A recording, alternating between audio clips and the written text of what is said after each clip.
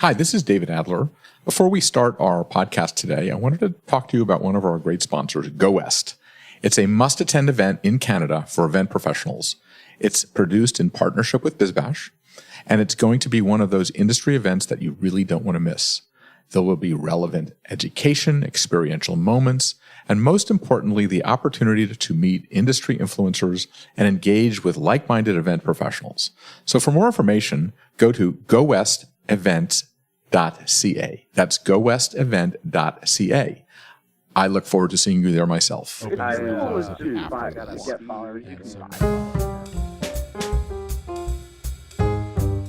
Welcome to GatherGeeks, a podcast by BizBash, the place where people passionate about meetings and events come together.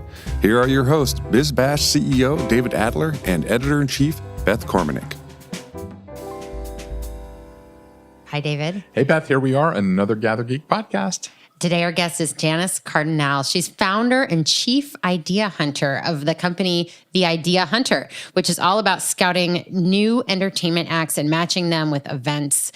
Janice is based in Toronto and is going to have an interesting conversation about what entertainment is for events, because entertainment can be singers, dancers, artists, people who work with food, photo booths, et cetera, et cetera. But planners need a source like Janice to keep them connected to these entertainers and what's new and next. BizBash, we try and be that source too, but we're not the ones that are actually going to be booking things for you. So, David, tell us about your conversation with her. Yeah, no, I think that she really is out there being an idea hunter. And I think that everybody wants that fresh, new, cool idea.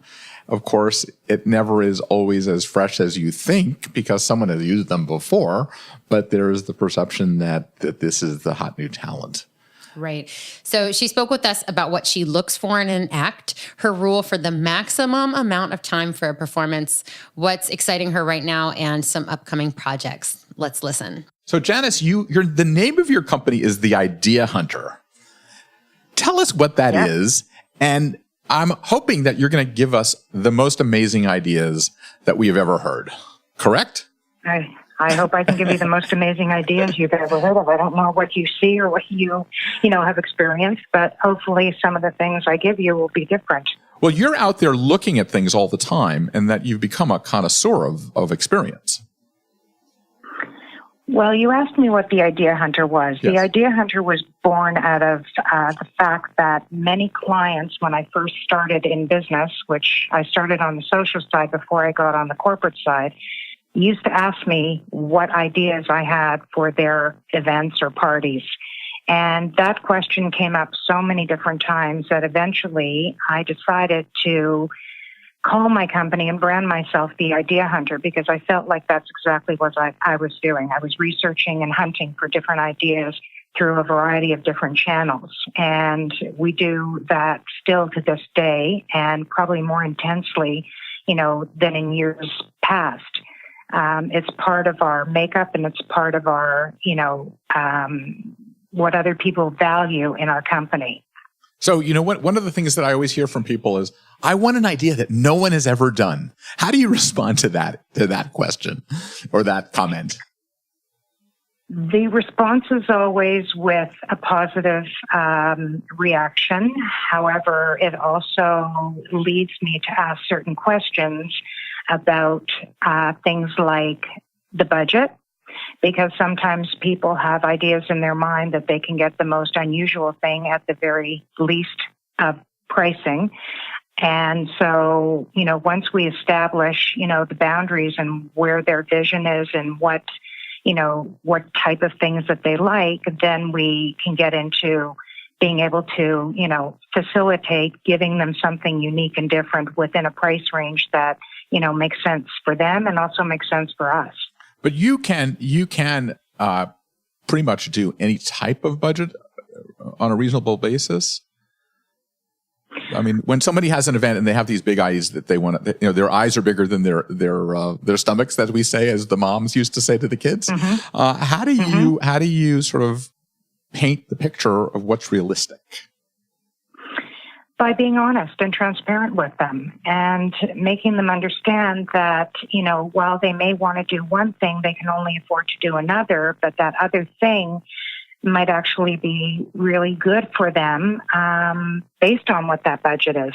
What I try not to do is make people feel less important because maybe they don't have, $2,000 or $3,000 or $5,000 or whatever. I mean, I've had people come to me with a budget of $300, and then typically what I say is they would be best to, search on their own on the internet because I can't facilitate things in that price range. It's very, very difficult. We have live entertainment that is, a certain price range. And, if they can't afford that certain price range, then quite frankly, having the internet today is not like what we used to have in the past where, you could find all this information on your own. My clients want the service side of what we do. What does that mean? What does that mean, the service side of what you do? Well, we have to bring value to what we're bringing in terms of how we look after their initial, requests, how quickly we get back to them, the proposal style, creating that slide with the content, the video, the pricing, the technical, requirements, as well as the fact that, we manage every event on site. We will not send any type of talent, no matter what it is, on site by themselves. We maintain our relationships by being there and making sure that the rehearsal went well, the sound check went well, whatever the case may be. And while we may not stay all night unless it's multi-acts, we do definitely go there to just make sure they got there on time, they have everything they need, and then we can go home. So there's a value to that. Right. But you basically, you're operating out of Canada, out of Toronto, which is a fantastic city for talent. One of the things we've talked about in the past is you are a big believer in local talent. How do you discover this local talent, and how do you know it's a match for a particular client? And when do you take the risk of using new talent for a client?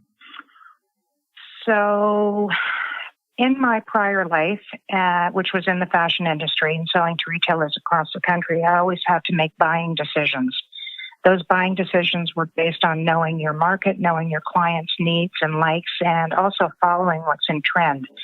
I've taken that philosophy into this business, which is to continually reinvent, the company by adding new and exciting ideas in the entertainment business. Entertainment to me is not entertainment to other people. Entertainment to me is not about music specifically or dance or, art. It can be a lot of different things, with today's changing landscape and, a younger crowd that's often at the helm of different corporations, they're pushing the envelope to want to take more risk and have new ideas. So in terms of finding those ideas, I have built up networks within various genres of entertainment that have led me to be introduced to a variety of artists, musicians, vocalists, entertainers, you name it. Even people who create, fantastic novelty dessert tables. I mean, we do all of that. So, I happen to have a keen eye, and if I like it, I know I can sell it. And I think really at the end of the day, deep down inside, that's what pushes me to find these things is that, I like to see what's new and happening. And I do a lot of research. So let's dig in. I'm looking at your website, and I would like to go through some of these ideas. And you've got it broken down into certain sections. So maybe we'll take it section by section. In the technology and entertainment area, what is the coolest new thing that you're recommending, whether you're providing it or someone else is providing it?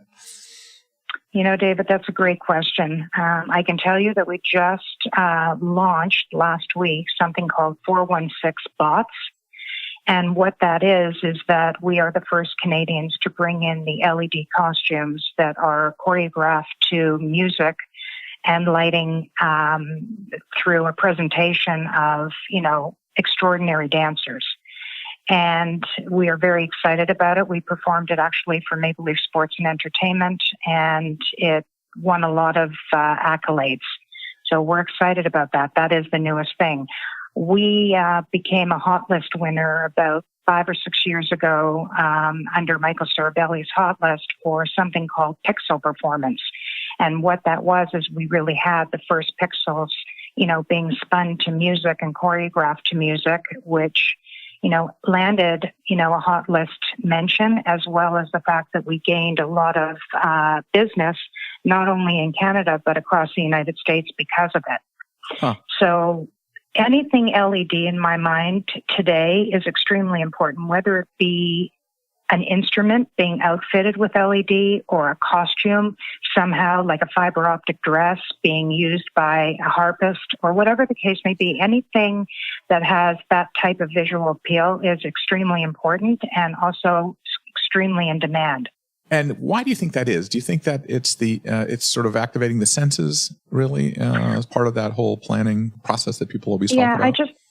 It has a look and a feel like no other piece of entertainment does that is quite mesmerizing, quite frankly. You cannot believe the amount of work that a lighting engineer would have to go through to create, lighting that would work with music and dance. It's a fine science and an art. And like anything, why is a baker so incredible at making the most gorgeous cakes in the whole wide world? It's when you have these professionals who really are passionate about what they do. And I think at the bottom of all of this is we have a tremendous amount of passion for what we do, and we want to mentor young people to come into this, industry and be able to show their stuff and learn. Let's go into musical experiences. This is another section. What do you see as the big act in Canada, and where do you see this going? The pure musical experience, even though that the LED thing is a musical experience. Yes. Well, it's all about the disruptors, and you have to create the disruption within your talent. So, for example, what excites me is taking an opera singer and putting them with a rapper and having a dueling performance between the two. A lot of people don't love opera. A lot of people do love opera. Some people don't like rap and other people do like rap. But when you put it all together, you create something that's different. What's an example? What's an example of one that's worked in the name of the group, let's say? Beauty and the Beat. And what is explain that, since we're on radio, you have to explain it. Okay, so Beauty and the Beat, for example, is a beatboxer paired up with a contemporary singer.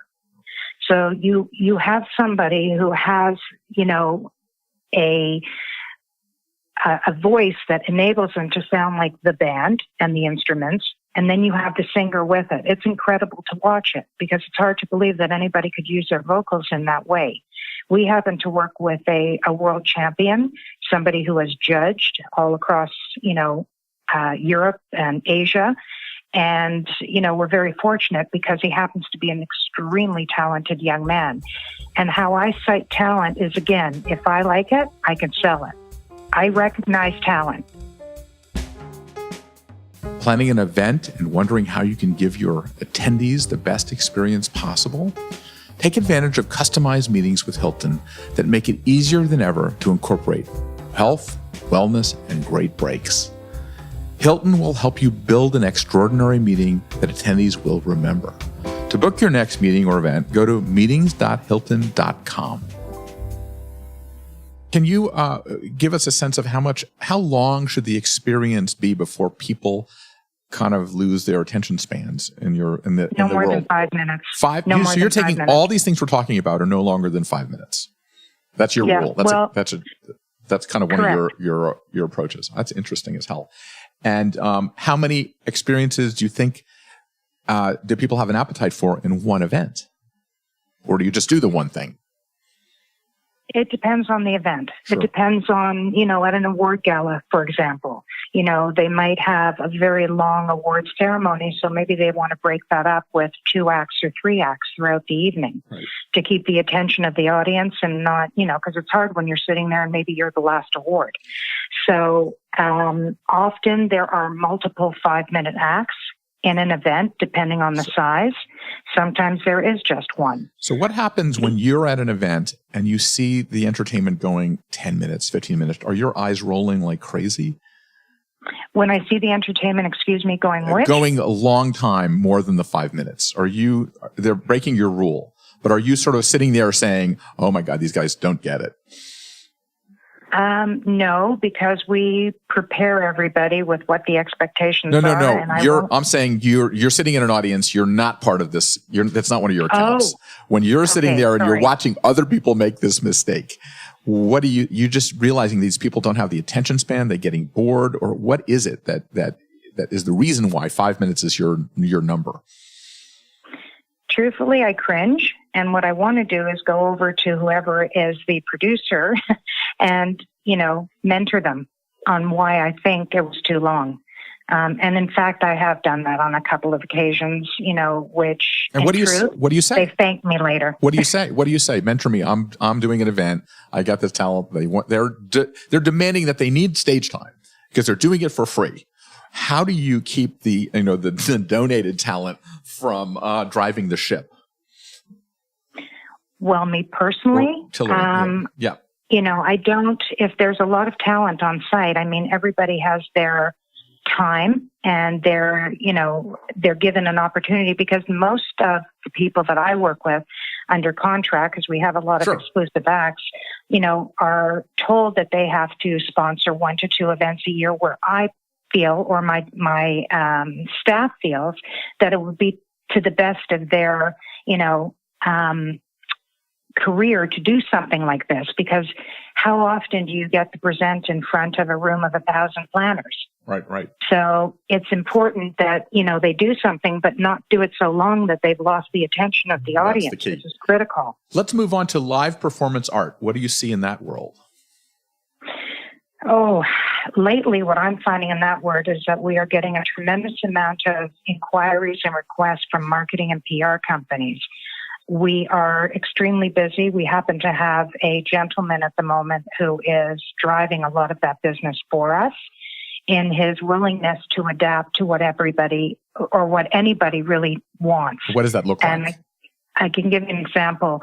This past weekend, Peter Farmer, who is exclusively with my company, an artist from Montreal, did a job for a marketing company for Samuel Adams beer. And what they needed was a wall painted for a pop-up that is going to be opened on Queen Street. So he and I and the client collaborated to find what that image looked like. And we're dealing with beer, we're dealing with glass, and the name of this particular pop-up is The Disruptors. So what it ended up being was smashed glass all around the exterior of the wall, with the Samuel Adams can being held by your hand. So it was like a 3D effect of, if you put your hand there, it would look like you're holding a can of beer coming through smashed glass. So that's an example of something that we would do. So you're basically using social media to enhance the live art. This is what the client wants. Yeah. This client wants that to be one of the biggest promoters of the Samuel Adams brand. And this is a common theme in terms of large scale performance. That's performance art, when you can do something I've seen that here in Brooklyn. It's all over the place now, but it really has impact, correct? Yes, it does. It really does. This is what brands are looking for to make their mark and to get people to stop and, engage with the brand. Share. Let's move on to photo booths and photography. This is everywhere. Photo booths are changing by the minute. The traditional photo booth is no longer the way to go. So you have to have a new mousetrap. So what is new and late and hot in photo booths and photography from your perspective? We're doing a photo booth called Digital Mirrors, and what it really is, and what a lot of people have moved into in the photo booth business, because I simply represent it. It's not an exclusive for my company, but they want the opportunity to have do-it-yourself, number one. Number two is that they go up, they see themselves. There's a ring around the unit that is an LED light, casting a better light on you. And then also having the ability to take the digital props and use them rather than the traditional props and put them on yourself. Right. The booths are being named. We have, right now, we just got the Maryland. which is very funny. And it's just because of the curve of the booth and the way it looks. But that name alone makes the photo booth more sexy to the client. Right. I mean, we have everything at our trade show. We do in New York and all over, carpool karaoke photo booths. And I mean, there's every kind of photo booth that you can get. And people don't seem to get tired of them, or are they? I mean, am I saying, is it still as hot as it ever was? I don't think so, to be honest with you. I hear that from the snobs that I deal with, that photo booths are out. I can tell you we're not selling the karaoke, car photography, right. I mean, it was made popular, especially by James Corden, yes. And that's where it really got, but it's sort of dying, right? And not what everybody wants to do. I think a lot more people want to do their own pictures, or maybe with a friend, and they just want to do it it's like going to Sephora. You don't have to be approached by anybody. You can just do your own thing, put on a lipstick if you want, or you don't want to. And that's what people like, is the fact that they can do it by themselves. So do-it-yourself photo booths are kind of, it seems it is intimidating when you go to a photo booth and they start trying to get you to perform and you don't really want to do it. So it's kind of crazy. Yeah, exactly. So, the other thing that's very popular, to be honest with you, is, just going and having a backdrop made, at an event where you can now put yourself up against something really unique and different. And I think that that's gotten very strong, and that brings in the decor aspect, for people's events, is that they bring, something interesting, whether it be that floral background or tropical leaves or balloons or whatever the case may be, that can create a beautiful backdrop for your photo. Let's move on to food and beverage. This is an area that is so hot, and I've been going to a lot of these tasting restaurants around the country, around North America, that are unbelievable in setting the standard for experience based on food and beverage. What do you see? Okay. The most fun thing recently that I've seen and that I'm promoting to my clients is called the disco eggs. And what these are eggs, think of Fabergé, for example, that are graffitied, but with edible paint. And then what happens is when they come to your table, whether you be at a restaurant or at a event venue, you smash that with your spoon, and out comes these beautiful chocolate truffles. So in taking that one step further, we have been giving clients a 4-foot bar of chocolate that can be graffitied by an artist with, again, edible paints, and everybody smashes the chocolate and takes a piece. It's not necessarily that they have to eat it right on site, but they might take it and put it in a little plastic bag and take it home. Yeah. But these are the kinds of experiences that people are looking for, that they're really enjoying and want to be a part of. One of the caterers here in New York, Pinch, does this thing where they put a salad inside of a cracker. So you have to crack the cracker to get to the salad. I think that this interactive food is fantastic. I was at this incredible restaurant the other night in New York, in Washington, called Pineapples and Pearls, and they served dessert it was caviar and gummy bears come out in this beautiful setting, and then you put the caviar and gummy bears on this black truffle ice cream. That was unbelievable. But the way they serve it is just, these experiences blow your mind. Well, the funny thing about what you just said about the gummy bear thing is that we just did last week a gummy bear carving station for a tribute gala at TIFF for Pierce Handling, who was the man that really took TIFF to where it is today. And the fun thing about it was bringing on 2 gigantic gummy bears, having a bunch of vessels filled with all kinds of flavored gummies, but actually cutting pieces off these gigantic gummies and serving it to people. That is funny. It's how do you fascinating. What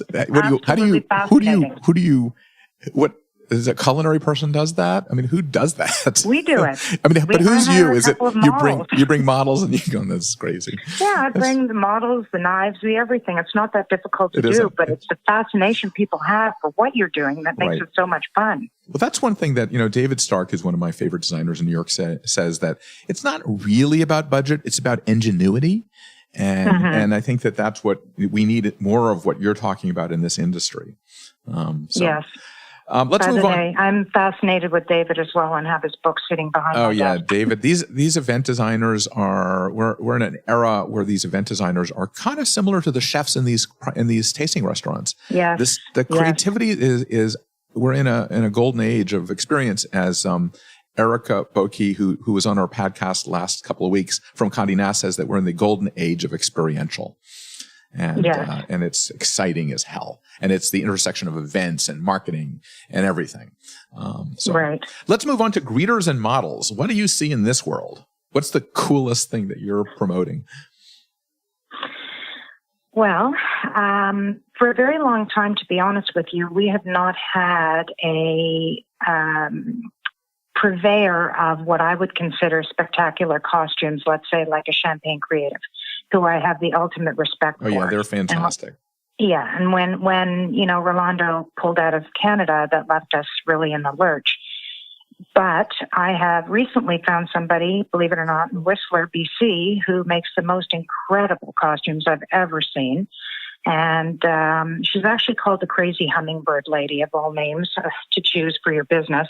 But we also have created our own costumes. So, for example, we actually did an opening for a venue that I'm sure you're familiar with called the Golden Mail. Mm-hmm. And we actually created paper dresses. And we made them ourselves and got models, and they ended up on the front of a magazine. So when it comes to doing costuming, we try to really, push the envelope into things that nobody else has seen. We also did, for example, a completely floral-clad model for the opening of a trade show, where we created a hat that was larger than her head. And, dripping flowers and greenery were on it. And then we actually collaborated with MAC Cosmetics to do the body painting. So there's all kinds of things that we've been involved with that really, are beautiful. What is it about? Is it the unexpected that gets people to sort of be delighted by this when they enter a room or a space? I mean, what is it psychologically that you find? Well, there's two things. Okay. One is that it is unexpected, but two, it's become part of social media. Yeah, really. People want to take their pictures with these greeters, especially the greeters that look really good, and they want to, share it out, with their friends. So that's why they're very popular. And there's nothing like, it's kind of traditional when you think about it. There's nothing like walking into an event and being greeted by somebody, with something kind to say to them. Welcome to, the world of Oz, or whatever the case may be. Okay, I'm going to share with you a costume event that I did back in 1996. When I was at a company called Primedia, and I was head of corporate communications. We just launched we own 17 magazine, 17 magazine. And we had just launched on the New York Stock Exchange under the name, I think it was Primedia or K3. And we hired our CEO, did a fashion show, and I hired Ivanka Trump to wear a Betsy Johnson ticker tape dress to perform at the opening of the stock exchange. Every time I run into her, I say, I now have something I can blackmail you about. It's pretty funny. It was a dress made out of ticker tape. Yeah. And who knew that she would be where she is now? Not getting political, but that's a funny thing. So in relation to what you've just told me, I can tell you that we're working on an opening act for Special Olympics here, which is celebrating their 50th year. Mm-hmm. And in thinking about how that opening act is going to go, the way I look at an act, any act, it has to have a beginning, a middle, and an end. And the beginning doesn't necessarily have to be about one act. It starts with an instrumentalist. It moves into, maybe a dance, and then it ends with, a Special Olympian, for example. And in this case, what we're looking at is somebody who is a heavyweight champion, and who will lift that up. But on top of the bar, in my mind, this is how I see it, it would say, the 50th anniversary Special Olympics on the top of the bar, but he's pushing it up to show that there is so much strength in this organization, and look at how strong they have become over 50 years. Yeah. So it's having that vision to think about, okay, what could we make this look like? You know, can I put that electric violinist on that lift, having her dress come dropping all the way to the floor, but again, the dancers being able to move her away and off to the side so that they can do their piece. Yep. And this is what we do at the Idea Hunter that a lot of people don't do. They don't create, you know, the performances or come to the client with custom ideas. Right. You're not just a broker. No, definitely not. That's why we don't call ourselves an agency. We're going to take a little break and come right back after this message from Hilton. So when's the big event? Hilton's here for planners with their exclusive customized meetings. Become a wow maker and save time by letting Hilton help you present an extraordinary event, one that leads to memorable and meaningful connections. Visit meetings.hilton.com and let Hilton help you.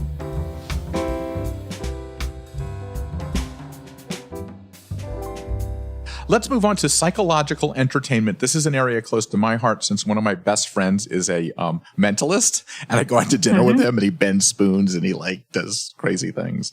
What do you see in the? His name is Gerard Senehi. I don't know if he's. It's weird having a really good friend being a mentalist. Yes, but it's also fun. It's fun as hell. It's interesting because one of our clients currently, Air Canada Vacations, has taken one of my colleagues across Canada with a mentalist. And this particular mentalist I met quite a few years ago. And what I like about him, he's from Russia, but he combines mentalism with comedy.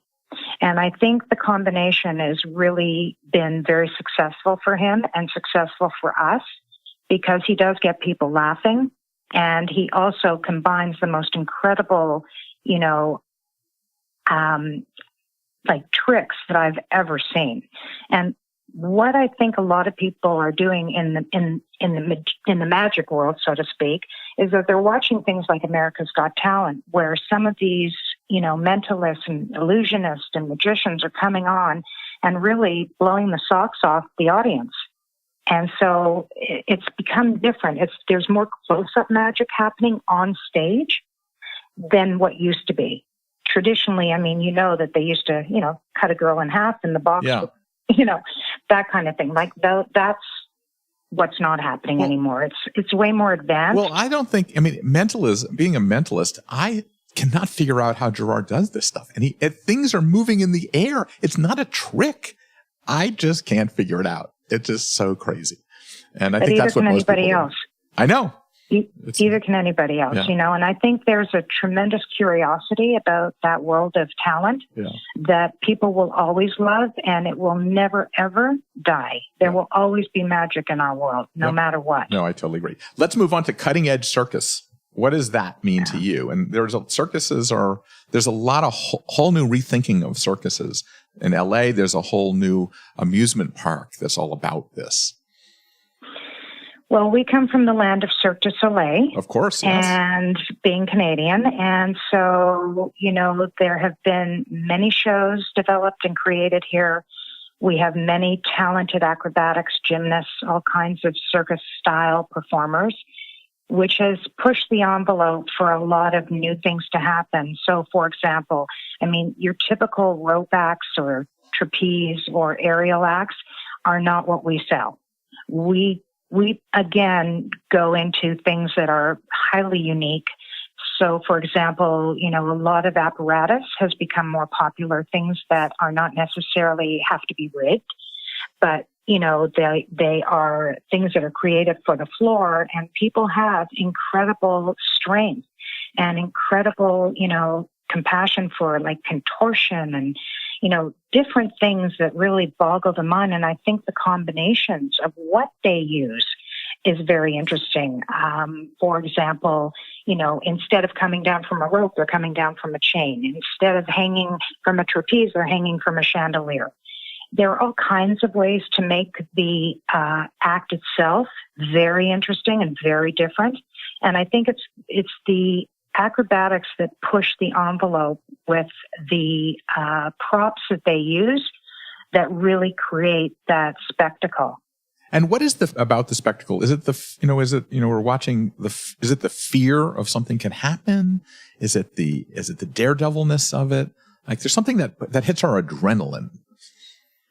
The best analogy on that question would be America's Got Talent, and the couple that's currently, in the finals, where I think it was a couple of shows ago, he dropped her, and it was strictly an accident. That's because he's partially blind. That can happen, but the truth of the matter is they saved it in how they handled it, because it looked like she had really hurt herself. But she didn't. She came back up and performed like any professional would, as if nothing ever happened. Yeah, people love a comeback story. Yes, yep. Exactly. And now they've made it to the finals. It's amazing. That's great. Let's move into dance. What in the dance world, I mean, you can do a lot with dance at events. How do you integrate dance, and what is the current in vogue thing that people are doing? I'm not so sure it's about what's in vogue. I think it's more about what the client has a vision for. We have a saying, it's, your vision, our talent. So it's the collaboration of what somebody wants. In our particular case last week, it was an entire dance production using these LED suits, which, was incredible. But at the same time, we are busy with a show right now that another friend of ours is working on called Shiver. And Shiver is all about dance throughout, different genres. It has the samba, it has the tango, it has, contemporary, it has jazz. It's a mixed show, and it's more for the theater. In terms of 5-minute dance acts, I mean, we've done everything from Michael Jackson to, you name it, everything. We've been asked for country acts. We've been asked for, Bollywood dancers. So it really does depend. We're in a country here of, many nationalities. So there's always requests for various different, types of dance. So we're open-minded, and we will find who we feel are the best in their particular genres of dance and work with them. And of course, choreographers, there's so many great ones.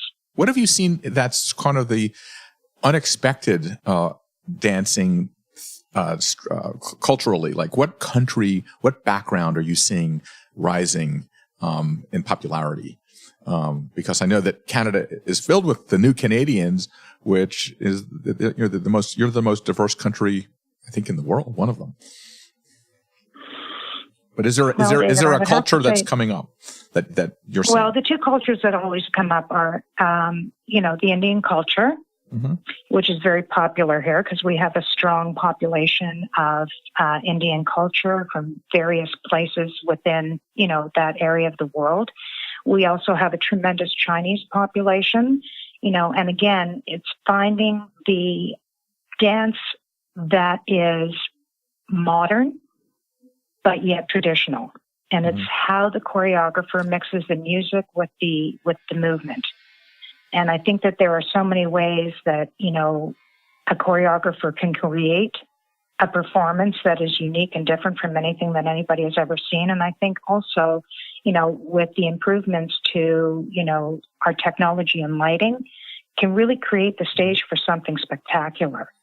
I mean, I've seen shadow dancing that's unbelievable. You see that on America's Got Talent, and it's beautiful. I mean, there's a storyline to dance. There always will be a storyline to dance. It has to relate to something. And there are some dance companies that really, really do it very, very well. And luckily enough, we've been in this long enough that we know what we like again and what we don't like. What is your rule, the 5-minute rule for the dance as well? Excuse me? Is your 5-minute rule for dance as well in terms of all of these acts? Yes, unless we're asked for more. Right.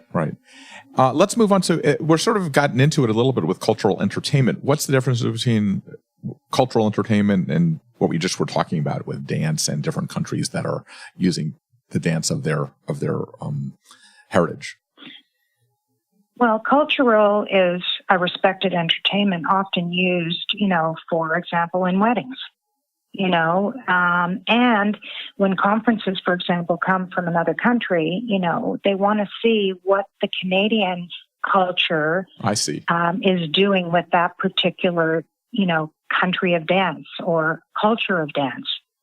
So when you have to sell Canadian culture, what are you selling? What is it to the average person coming in that may not know? And I'm talking about it as an American who knows a lot about Canada, but still a lot of Americans don't. Well, we get asked for Canadiana all the time. And that's how they put it, Canadiana or Streets of Toronto or, whatever the case may be. And what does that look like? Yeah. Usually Indigenous entertainment, which we have so many fantastic Indigenous performers, both from a musical point of view and a dance point of view. Traditionally, the Indigenous entertainment is, as you would imagine, where they are, dressed in feathers and, they have traditional instruments, etc. However, I'm finding that the corporate client is not looking for that so much anymore as they are looking for individual talent within the Indigenous, marketplace that, are younger, different, have a different point of view. And just like every culture, the young people are the ones that are coming into, performance and pushing, the boundaries of what they do for a younger audience. And are you finding? Let's move on to rising talent. What are you seeing that's coming up that you love, like in terms of just in general, maybe a couple of sort of individual talent, individual things that you would recommend to a client when they say, "Oh, I don't know what I want." What do you recommend? Again, it's a loaded question, David. Totally. Insofar as, every client has a different request and a different type of theme or a different type of environment that they're doing it in. I think that there is not one particular area that's so popular. If I did have to name it, I would have to say technology would be the one. Okay. Anything that we can do that adds light and unusual sound and sort of a feeling of engagement with the audience. I think that the dancers or the musicians that can take people's breath away are the ones that you really want to get behind. The younger talent, we have a whole section of our business called Rising Talent. I've always been a big advocate of helping younger people as young as 7 years of age through their teenage years who have talent and who have not had the opportunity to be on a corporate stage. They haven't quite made it yet to that concert stage or that festival stage. But, these kids can earn an income to go to university. So name a couple of the ones that you think are going to be the superstars of the future based on the rising talent category. We happen to work with a dance school, and it's called Simply Swag, and it happens that the owner of that dance school was very involved with Justin Timberlake and dancing in his shows all over the world. And when he's a Canadian, born here and opened a school here that dances about 700 children, but he's put together a cute little boy group called Mini Militia, and Mini Militia has performed at the Invictus Games for Prince Harry, President Obama, Joe Biden, and we're very proud of them. I mean, these kids are so humble and so sweet and come from all kinds of different backgrounds and homes, and, when we go out with them and, you get a standing ovation, that's pretty special. So do I think they're fantastic? Yeah, I think they're fantastic. I have a young girl by the name of Avery Raquel, a jazz singer, who, started with us at the age of 14. She's now 17. This girl has played every jazz club in the city as well as Birdland in New York. This girl is definitely, getting better by the year. And we have actually paired her up with a younger jazz group because we thought if she's at 17, it would be better for her to be sort of with a jazz group of maybe mid-20s to early 30s because most of the jazz groups you see these days are older. Right. So one of the things we try to focus on as a company is finding everything in every genre younger. Right. I don't think there's one really older person that works with us from a talent point of view, and I respect what they've done over the years, but it's not our focus of our business. And what is Voices Rock? See, that's another one that you use. I missed what you said. I'm sorry. What about Voices Rock? Oh my God, they're Tell us about fantastic. that. This is a choral group. Yeah. And, these choral groups, just again, like America's Got Talent, because one of the choral, the a cappella groups made it, and who knows, maybe they'll take it all away. But a cappella is a specialty. When you bring people together, young people, middle-aged people, older people, like it's the same as when you go to church and you're listening to the choral group. It's just like magnificent. It's mind-boggling, So the voices. Yeah. So once again, we come back. Every time I do one of these podcasts, I'm coming back to the Maya Angelou quote that people don't remember what you said. They don't remember what you did, but they remember how you made them feel. And, I'm getting that feeling when I look at the Voices Rock and some of this young talent that's what you're doing. And that's the whole purpose of this. Yeah, it's the business for me, David, is a mission to help others and to help people rise up to where they want to be and where they're, have an opportunity, to get better at what they do. And I often think, the corporate market is really the guinea pigs to potential talent here that, one day might get paid the really big bucks, to perform on a main stage somewhere for somebody. And some of the talent that we have on our roster has, in fact, been front people for big names. But celebrity talent is not ever where I've been at. I think that, there's enough agencies out there doing that. I'm, again, very much about helping others. And, that's the most important thing to me, because it was never about the money. It's always been about the passion. You make money when you have good things and you care about people and you do it humbly. It comes. So, Janice, before we leave, why don't you tell people how to get in touch with you and find out about all the things that you do at the Idea Hunter? You can go on our website, which is theideahunter.ca. We have a group of huntresses that are well-versed in helping anybody with any idea, whether it be big or small. It doesn't affect what we do or how we do things. And, our turnaround time is extremely quick. We will answer you within the first 24 hours, if not 12 hours. And we love working and collaborating people. We're all about sharing, and we never say no. David Tutera taught me that once when he came to one of your shows, David, here in Toronto. I remember that. Yes. And wow. I listened to him that day, and I'll always remember, don't ever say no. So we don't ever say no. That's a great philosophy. So, Janice, Thank you so much for joining us on GatherGeeks today. We're going to make available links to all these acts that you talked about, and look forward to continuing the conversation. Thank you so much. Wonderful. Thank you, David. David, we're back in our podcast studio, and I was really intrigued when she said, entertainment to me is not entertainment to other people. We certainly heard about some traditional musicians or dancers, but Janice also said she's willing to take risks. She gave the example of pairing an opera singer with a rapper, or she said that a novelty dessert table can be entertainment. Yeah, no, I think that these pairings are really interesting. It's happening in everything else. Why not have it happen in entertainment? And it also makes you sort of do a second take on things, literally. Mm-hmm. Yeah, there was also, I felt integrity in her comment that if I like it, I know I can sell it. Yep, absolutely. So I'm really curious to get your take on her rule that performances should never last more than 5 minutes. I agree with that in many cases because sometimes you see performances that you want to end in 5 minutes. But I guess if it probably is an interesting rule of thumb in today's world where a 15-second video is actually what people are listening to on YouTube and other places. Right. It's a good point. What is our attention span now? Yeah, like we've changed our attention span. So you can't have these long, drawn-out performances anymore. And so you just get a taste of what you need. It's like a tasting menu. Yeah.